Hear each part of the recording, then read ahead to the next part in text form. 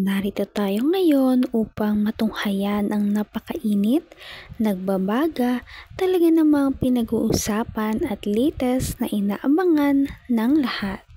Ang latest update sa buhay ni Ate Erika at ang gulong nangyayaring kasalukuyan sa pamilya nila. Lalong tumindi ang galit kay Erika dahil kahit ang hindi kadugo na si Val Santos Matubang ay talagang naawa na lamang sa kanyang lolo at lola kaya ito ay kanyang pinabahayan. Ngunit si Erika ay wala lang talaga sa kanya ito. Hindi pa tapos ang awayan.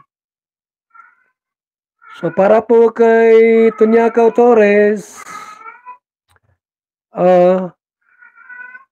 naisahan kayo, abay, kung gusto mo sa akin, tatanggapin kita. Gusto mong sponsoran ng bahay ni Tatay Miguel. Yung group niyong E-Lovers, ibahin yung pangalan. M-Lovers na. M-Lovers. Miguel Lovers na kayo, wag nang Erika Lovers. Ito na lang, M-Lovers. Miguel Lovers. Baka gusto mo, ayan o, di ba?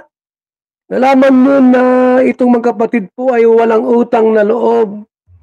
Abay, baka naman sa halip na nakatambay kayo dyan, wala kayo susuportahan, ito na. Bagawin nyo ang fan page nyo, gawin yung M-Lovers. Miguel Lovers na kayo. Welcome kayo sa gusto nyo mag-support sa pabahay po ni Lolo Migs. Baka gusto nyo gawa ng swimming pool.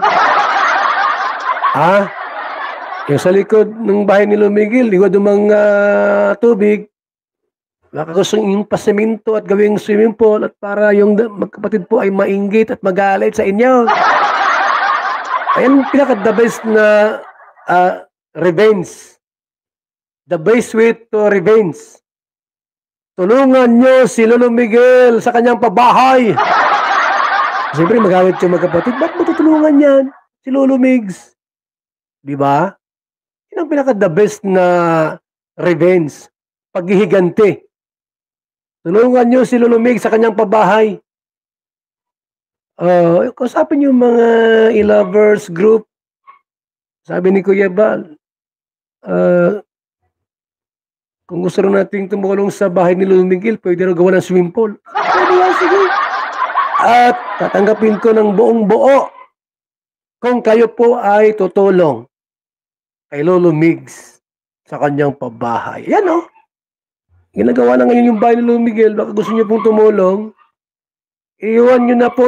Habang tumitindi ang pagbabash kay Ate Erika, ay siya namang buhos ng blessings sa kanyang mga inabandona na lolo at lola dahil marami nga ang talagang naawa sa kanyang pamilya dahil sa sinapit nito simula noong sila iwanan ni Erika noong ito ay nagkapera.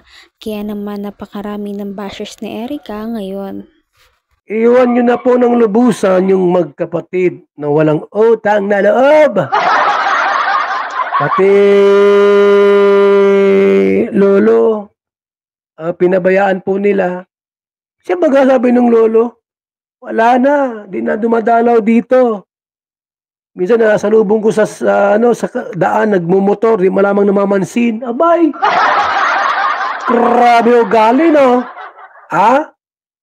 Nakasalubong sa kalsada, di malamang namamansin, kaya pumara. Lolo, kumusta na po? Ganon.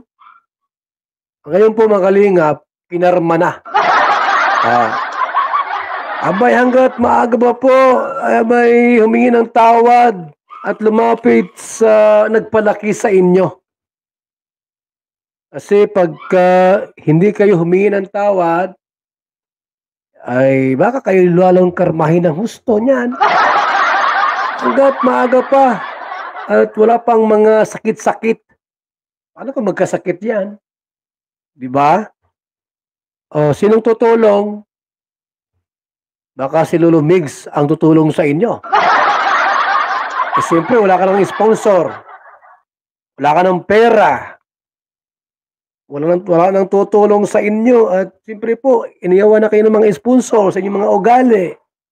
Isa kayo lalapit kay Lolo Miguel sa taong nagpalaki sa inyo. Yan po'y payo ko po sa inyo. Hanggat hindi pa malalim ang karma, humingi ng tawad sa taong nagpalaki sa inyo. Masamang loob ng matanda. Grabe ang karma niya. Pag yung matanda yung aapihin, pag nagdasal yung matanda, naku, grabe ang palo niyan. Hanggat di pa malalim yung karma ninyo, abay, kung ako po, humingi ng tawa doon sa taong nagpalaki sa inyo. Kay na Lolo Miguel. Pasensya na po kayo at naging masama ako sa iyo, Lo. Dami ko mga sinasabing hindi maganda. Ganon. Walang masama doon sa humingi ng tawad. Diba? Kung hindi kayo marunong humingi ng tawad, ay bahala kayo. Marami ang nagsasabi ng mga bashers at fans ni Erica na sana ay mag-sorry na siya at makipag-ayos sa kanyang pamilya, lalong-lalo na sa kanyang lolo na sobra namang talaga niyang nasaktan sa mga ginawa niya simula noong iwan niya ang mga ito. Kaya naman, wala pa rin talagang pahayag si Ate Erica at iyon ang pinakaaabangan ng lahat. Pinabayaan ninyo yung taong nagmahal at nagpalaki sa inyo. So yan po mga kalingap, kinarma na. Dati talagang grabe yung natin, no? Inaway tayo ng lubusan. At ngayon, ano nangyari sa inyo? Talagang totoo, di ba? Na iba ang ugali nila. Yung taong tumulong, aawayin.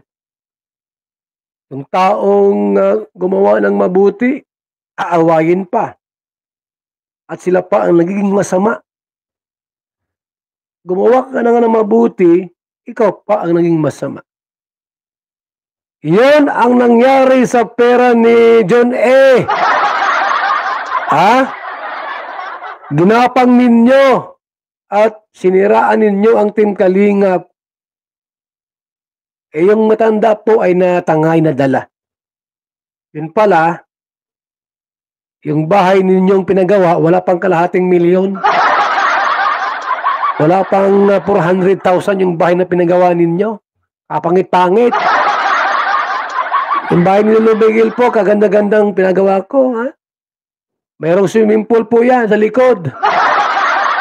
Yan ba kayong bahay ninyo dyan, nakita ko, wala pang kalahating milyon yung bahay na pinagawa ninyo. Ano lang, kulang-kulang 400,000. Mukhang pera ay. Bahala kayo dyan kung ayun yung lumapit sa inyong lolo at humingi ng tawad. Sapagkat digital na po ang karma ngayon, mabilisan. Dati ang karma, taon ang binibilang. Ngayon po ay oras na lang at araw. So, ang aking payo po sa inyong magkapatid ay lumapit kay Lolo Migs at humingi ng tawad sa inyong ginawa sa kanya.